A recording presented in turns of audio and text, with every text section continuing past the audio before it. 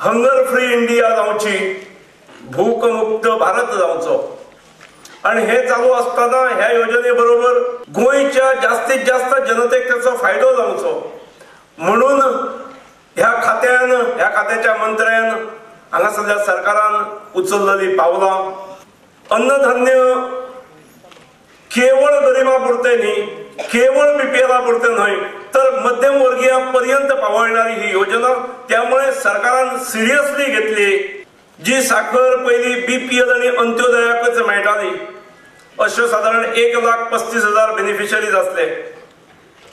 ती साखर अर्धो किलो दर म्हयन्याक प्रत्येक मनशा फाटल्यान 13.5 रुपया दरान ह्या बेनिफिशरींक सुद्धा आम्ही एक्सटेंड केल्ली आसा।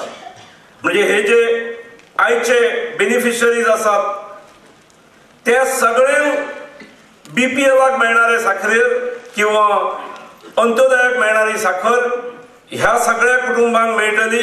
आणि त्यामुळे गोयच्या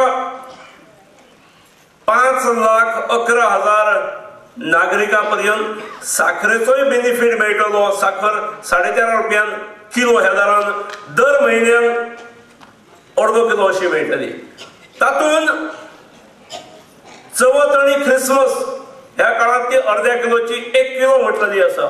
नव्या दमान हे जे डिजिटलायझेशन सगळी एका रेशन कार्डा ह्या पद्धतीन आम्ही कॉम्प्युटरायज करपाची जो संकल्प जी योजना आम्ही आमच्या राज्याच्या फुड्यान दिल्या ही सुद्धा येणाऱ्या काळात आम्ही चडांत चड जितकी फास्ट आमचे कडेन शक्य जाता इतकी फास्ट आम्ही इम्प्लिमेंट करतले।